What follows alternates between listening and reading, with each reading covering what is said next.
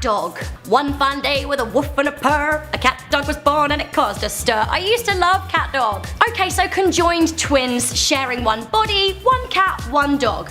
Sure. This Nickelodeon cartoon makes absolutely no shred of sense and leaves a lasting question as to how on earth this cheeky creature poops. But you know what? It's fun, so why not? In our number 9 spot today we have barn swallows. Any animal who lives in the exclusion zone have been affected by the disaster, and that includes those who spend most of their time in the sky. I'm obviously talking about birds. The barn swallows in Chernobyl are one animal who have seen a change in their physical appearance that has lasted all of the years since the nuclear meltdown. It is unclear why these birds have been affected greater than their land animal counterparts, or if these changes will ever reverse to their previous state, but here's what they are currently dealing with. The swallows appeared to have severely deformed beaks, disproportionate feathers, some had partial albinism, and they were seen to have much smaller brains. Of course, some of these issues are much worse than others, and I'm sure these changes have significantly affected their ways of life, but of course they continue to adapt as time goes on. It is sad that this human-made disaster has affected them in such a negative way, but the fact that they are still around really shows their adaptability and resilience. In our number 8 spot today we have boars. Boars are often seen wandering around the exclusion zone, but they also make their way into the surrounding towns as well, which is creating quite a problem. Boars are a fairly common food source, and it's not unusual to come across one, but here's the problem if you live in the area: how are you supposed to tell which boars are radioactive and which aren't? Basically, you can't until it's too late. The boars who aren't radioactive might come across and intermingle with one who is, but they also like to eat mushrooms, and if they're searching for their food within the exclusion zone, it's a highly likely possibility that they'll find themselves eating a radioactive mushroom. This is posing quite a problem. In 2017 there was a study that found that approximately 1 out of every 3 boars that were killed in the nearby areas of Germany, which for the record isn't even that close to Chernobyl, have been found to be radioactive and super unsafe for human consumption. You'd think that being that far away would make you safe, but as we clearly now know, the effects of the disaster stretched far and wide. In our number 7 spot today we have Przewalski's horse. These horses first originated in Mongolia and were wild horses that became endangered. They first became endangered due to hunters who would often kill the stallion, which of course would provide many difficulties in terms of reproduction. These horses weren't doing well in captivity, which made things even more difficult. This combined with the harsh winters, which would often claim their lives, left things looking quite grim for this species. In the late 1990s, however, in an effort to help repopulate these animals, 30 of them were released into the Ukrainian side of the exclusion zone, and it is believed that some of these original horses are actually still alive today, which is amazing, but camera trap images have also shown young horses, which means that they are repopulating, which is a huge win. Their expanding population in such a harsh environment could mean that they might potentially be able to return from the brink and go on to continue as a species, which is something we always want to see. In our number 6 spot today we have cats. In the rush of the evacuation, many pets were left behind in Chernobyl, and that of course includes cats. With little to do and of course more kittens being born, this paved the way for a group of feral cats to take over the exclusion zone. These cats wander in and out of the zone and find all of their favorite snacks, such as radioactive rodents or the less common radioactive insects. These cats certainly have had quite a difficult time surviving, as they are a perfect tasty snack for much larger predators and are certainly not equipped to deal with the harsh winters, but even still there is said to be at least 100 stray cats living in the exclusion zone. There are efforts underway to have the uncontaminated ones put up for adoption, but the difficulty is in testing them and also re-domesticating these animals who have had to fend for themselves for so long. In our number 5 spot today we have dogs. Since we just talked about the cats who were sadly left behind, it's only fair we talk about the dogs too. It's strange that these two domesticated animals would have such different experiences after the disaster, but they absolutely have. There are far more dogs who have managed to survive throughout the years than cats, but that is most likely due to the fact that they aren't as easy to catch and eat as prey as cats are. But dogs have a whole other challenge, and that is they have a hard time hunting and feeding themselves. There are workers who continue to work the dangerous job at the plant, and they continually feed the dogs living in the zone, which is something that truthfully is so nice to hear. It is also said that there are dogs living in this area that have begun mating with wolves, which is only going to breed dogs that will be more likely to be able to survive on their own, which I suppose is a good thing. Similar to the cats, many of the stray dogs are being studied to see if they can be adopted into homes outside of the zone so that they don't have to continue living in these harsh environments that they really were not bred for. In our number 4 spot today we have European grey wolves. One of the species of animals that has been thriving ever since the disastrous nuclear meltdown has been the European grey wolf. Due to the lack of humans in the Chernobyl exclusion zone, they have been able to thrive, and it has been said that the wolves in this area actually have a population that is 7 times higher than that of comparable sites. Researchers are still trying to figure out exactly why this is happening, but it has obviously shown them that despite the effects of radiation in humans, the radiation clearly isn't affecting the wildlife's ability to reproduce. So this seems like just a regular grey wolf, but here's where things get a little different. Just because the wolves seem to be doing fine doesn't mean they aren't radioactive. These wolves, since they're such a high population, are beginning to travel farther and spread out more, which creates quite a problem. Not that we're just going up and petting wolves, but if you did come in contact with one of these wolves, you'd be getting a high dose of radiation just by touching them. Touching a carcass of these wolves with bare hands is absolutely not recommended. So while it is absolutely incredible to see the wildlife doing so well in this zone, we are now faced with an entirely different issue that we haven't really ever had before. In our number 3 spot today we have the Eurasian Lynx. This one is on this list for a different reason than most. It isn't because of anything this animal is or isn't doing, but instead is due to the fact that this animal was once believed to have entirely disappeared from Europe. It was fairly recently in 2014 that researchers realized they had made a comeback in a big way. Similar to most of the animals we've talked about today, the Eurasian lynx has been able to thrive due to the lack of human population and interference. Their downfall was attributed to urbanization as well as hunters, and they were mostly wiped out in the early 20th century, although they remained in certain parts of Siberia. There is still a lot more research that needs to be done about these creatures to determine exactly how radioactive they are, and this will take time due to the dangers of the zone they reside in, as well as the nature of these creatures in general. But just being able to see that an animal that was struggling has been able to make such a comeback is probably one of the best things to come out of such a horrible disaster. In our number 2 spot today we have bison. Bison are right up there with wolves for most dangerous radioactive animal, and that is due to their size as well as the fact that they are a source of food for some. These huge animals can weigh up to 2,200 pounds and are certainly not an animal that is easily messed with. Many bison weren't affected by the radiation immediately, and instead it became much more of an issue once they started eating food that had been contaminated. They like to feed on grass, and a lot of it, and the radiation didn't only affect animal life but plant life as well, making their food source a literal feeding ground for radioactive material. Similar to the wolves we talked about before, running into these guys isn't only a threat now because of their size, but now because if you get too close, you could be facing some unsafe levels of radiation. In our number 1 spot today we have spiders. I've talked about my hatred for spiders a lot on this channel, but to be honest, they keep doing cool things, so I have to keep talking about them. Okay, well maybe this one is less cool and more scary, but still,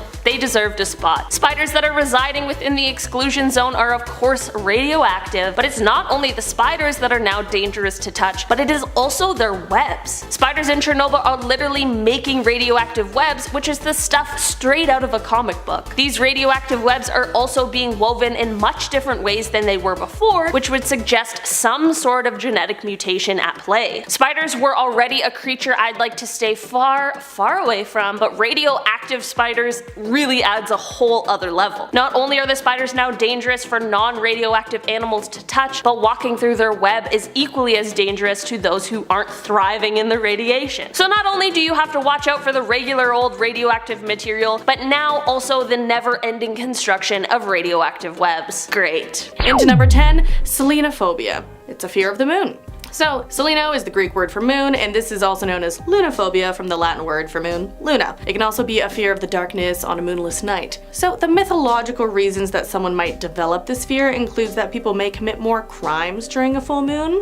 as the myth goes. Or maybe the moon is inhabited by evil creatures. Or, as we all know, the myth that the moon can transform people into werewolves. That's very common. Basically, people with selenophobia get a range of symptoms from muscle tensions, chills, breathlessness, dizziness, sweating, feeling trapped, and the inability to articulate words or sentences, similar to what's happening to me in this video. From the symptoms alone, it sounds like this causes quite a bit of anxiety, and to combat this, most of the people with these extreme fears just shutter their windows and avoid going out at night. Also, a common solution is exposure therapy, just, you know, getting a little bit of moon at the time, just a tiny bit. Maybe looking at pictures online, getting the vibe. It's nice. In at number 9, we have the hilarious House of Frankenstein. Now, the hilarious House of Frankenstein was a 1970s Canadian children's TV classic. It isn't the show's premise that is weird at all. Many kids love a spooky tale of Frankenstein. It's the whole presentation of the thing that's just a little bit weird. Frankenstein and Count Dracula would often sing songs together. Sure, fine. The show also featured an array of strange characters, including a DJ werewolf, a purple sea serpent who said the word gronk just a whole bunch, a Hindu guru, and, my favourite, a mosquito that would tell a quick joke before biting a human foot. Sure. Pair that all with some psychedelic background visuals and we have the House of Frankenstein in all its weird glory. A classic British one at number 8, we have the Teletubbies. Okay, so I am told by my Canadian friends that the Teletubbies actually managed to infiltrate the rest of the world, so this wasn't just a weird British thing. Tinky Winky. No, I'm not even gonna sing it. So you may have grown up watching the Teletubbies thinking it was perfectly normal, harmless fun, but think about it. I mean, really think about it. So the Teletubbies are weird alien-like fellows. They live in a crazy land called Teletubbyland, very imaginative, and the universe is presided over by a baby that lives in the sun. Meanwhile, there are rabbits just running amok everywhere, and there's kind of like a dystopian 1984 speaker that comes out of the ground telling them what to do. Weird. Also, don't even get me started on Nunu. I love him, but what is he up to? Sinister. Slightly less sinister, but still a tiny bit sinister, and definitely very weird. At number 7, we have Torchy the Battery Boy. Okay, so Torchy looks like a genuine demon, but no worries, he's actually part boy, battery operated, part torch. When there's trouble, he shines his head torch on the action, solves some crime, I think. So the 1960s TV show Torchy the Battery Boy was set in Topsy-Turvy Land, a place where toys from naughty children go to live. Apparently though, toys can be bad too. Enter Pongo the Pirate, who, I quote, says, "Loves to pinch, loves to spank. If he catches you, he'll make you walk the plank." Stop that spanking, you cheeky pirate. Baddies be gone, Torchy will soon shine a light on injustice. The irony is that Torchy is actually a puppet, so no batteries are actually required. This is creepy on so many levels. Also, I'm not sure where they're kind of expecting the batteries to be. Maybe let's just stop this right there. In at number 6, we have Sigmund and the Sea Monsters. Ooh. Now this is another 1970s classic, and by the looks of it, there must be a whole bunch of 40-year-olds out there who grew up watching this stuff and who are just really confused in life. So Sigmund is a monster that has been ditched by his family for refusing to scare people. In an unlikely turn of events, he befriends 2 boys playing on a beach and becomes their BFF. The boys would often save Sigmund from mishaps and stop him from being found by his fellow, less understanding sea friends. And of course they would all sing songs, because what good sea monster doesn't like a tune? For me, it's all about the costumes here. Sigmund's kinda cute and floopy. A really weird one from England next, we have Wizzywig. Right, so even if you are from England, you may not remember this show. It only ran for 2 seasons. Wizzywig, let me tell you about Wizzywig. Wizzywig is like a pink, fluffy, brain-sized chihuahua-faced creature with kind of withered hands that floats around granting wishes. He zooms all over the room. He's a wish-granting fiend. Wizzywig befriends 2 young boys who like to take him to school in their school bag, but Wizzywig breaks free of the bag. Cue wish-granting chaos. One of my favourites from England up next, and also totally on-crack weird, it's Bodger and Badger. So one thing that absolutely definitely did not extend beyond the UK was Bodger and Badger. Me and Danny Burke grew up watching this, which is probably why we're so weird now. So Bodger is a human and a handyman, and Badger is, you guessed it, a badger who likes to cause chaos. I mean, humans and badgers, friends since the dawn of time, right? Badger wears a beret because he is clearly an on-fleek fashion badger. He also likes mashed potato. His unyielding love of mashed potato gets him in all kinds of scrapes that Bodger has to sort out. I literally strongly advise every single one of you to go on YouTube and check out an episode of Bodger and Badger, because I swear to God they do not make it like the 90s did.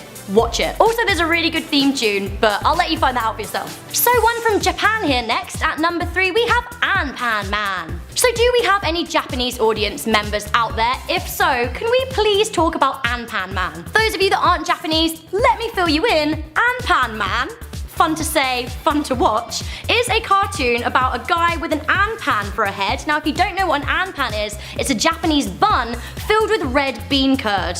Great. Now Anpan Man came to life when his uncle baked him, but sometimes, like all good perishable goods, he needs a new head baked. His eyes turn to crosses, he has a new one baked, everything's fine. Also, because Anpan Man is a lovable and giving fiend, he will let people eat his head when they're hungry. Great. I wish I had a friend like out there if I got hungry and they'd just like give me part of their face. Wouldn't that be creepy or weird? No. In at number 2 we have a classic. It is the Magic School Bus. Right on the Magic School Bus, toot toot. I have to say, as a kid, I absolutely loved the Magic School Bus, but if you stop to think about it, it is weird as. So I guess the whole concept of the show is to make going to school fun for kids. They're like, I see that school bus outside my house, let me get on it. What kind of adventure am I gonna go on today? I mean, who knows? But for me, this whole show just takes it a little bit too far. It just gets a little bit crazy. Some such instances are when the kids are turned into plants, bees, their teacher is turned into a giant crab monster, the bus itself is turned into a terrifying spider, and there's the time that the bus is shrunken and ingested and the kids go on an adventure through a body, come face to face with the anus. But for me, the weirdest episode of Magic School Bus is when the kids are turned into unfertilized salmon eggs, the bus is floating around pretending to be a salmon, then male salmons come along and, let's say, squirt on them, and they're fertilized. This is weird. This is weird, weird, weird. I don't feel okay. Magic School Bus, what were you thinking? Okay guys, so this has been a weird romp in our most amazing top 10 of the weirdest kids shows out there. But I have a classic for you at number 1. It is so weird that I just feel a bit weird in myself. In at number 1, we have Nosy Bonk. Yes, Nosy Bonk from Jigsaw. Right, so the 1970s show Jigsaw was weird as a whole. The whole thing centered around a disembodied jigsaw piece just sassing around and providing all kinds of insightful commentary.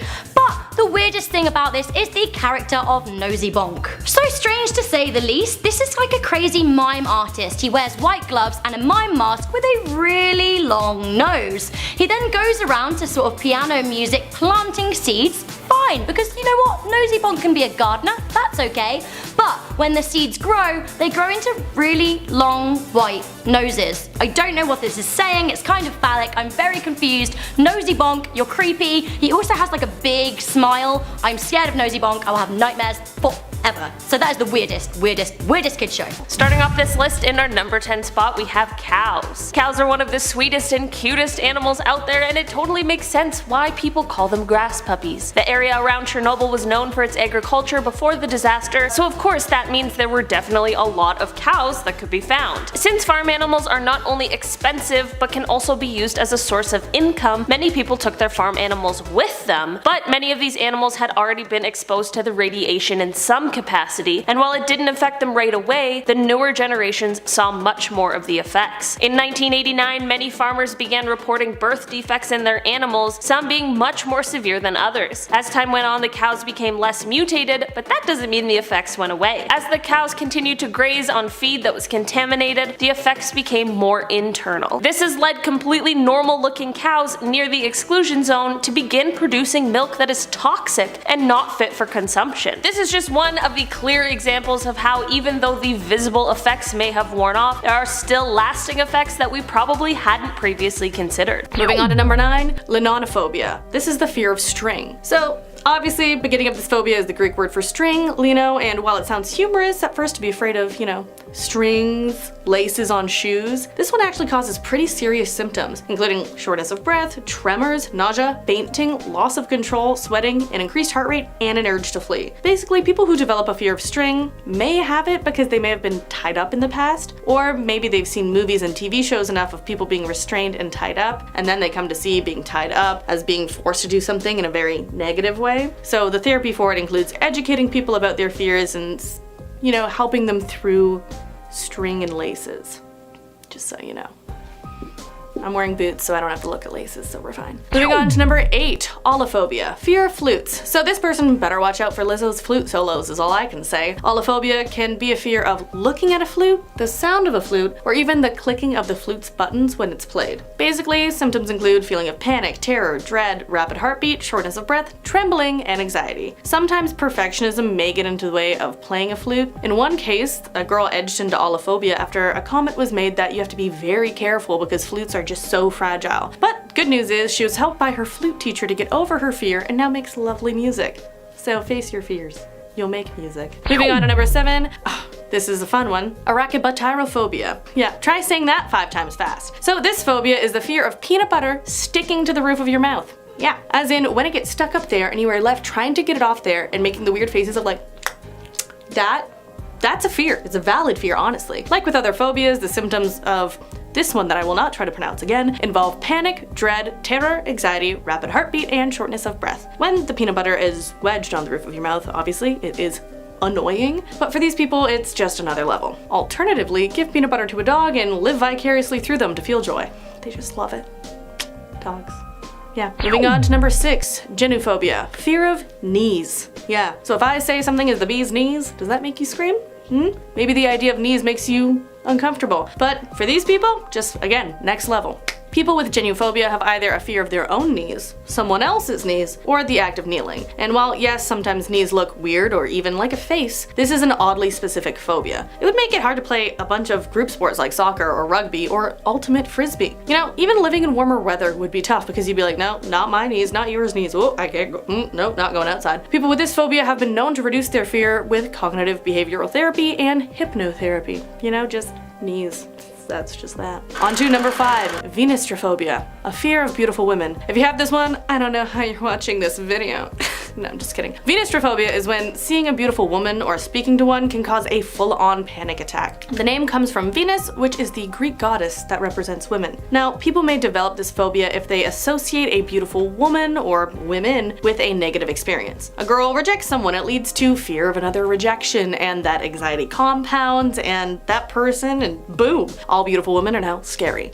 They just think about that one scary situation. The physical symptoms are trembling, shortness of breath, sweaty hands, nausea, headaches, and in some cases, gasping for breath, choking, crying, and screaming. Plus, emotionally, a person may have a loss of reality, feeling like running away, embarrassment, or feeling like you're gonna pass out. Moving on to number 4, Euphobia, which is the fear of good news. So this comes from the spelling EU or U, which means good. And it's the same stem as in euphoria. And you're probably thinking, who fears good news? It's good, right? So the reason someone may develop euphobia is if they get really disappointed by good news that didn't actually happen. An example is someone who has the winning lottery numbers, but it's for the wrong date. Then they are people that want the truth and equate the truth with chaos. Like something being good may become something that is too good to be true. These people just thrive in a chaotic environment. So the common treatments for euphobia is just behavioral psychotherapy, where they are then conditioned to feel happy when they hear good news because it's good. I know life is chaos, but like it's fine. We'll just...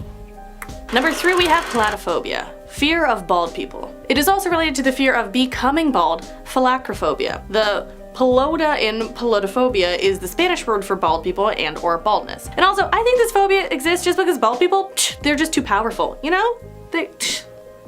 You know how you can feel the wind on your body but not your head because you have hair? They feel the wind. I don't know where I'm going with this, but they're powerful, okay? In reality, these people who suffer from high amounts of anxiety when they see bald people, they exist. And because they are wanting to avoid the symptoms that are triggered when they see a bald person, they end up taking steps to avoid it. And one step that they take might be refusing to associate with bald people. So if you know someone like this, maybe don't shave your head. Unless you get an argument and want about a month of space, do it.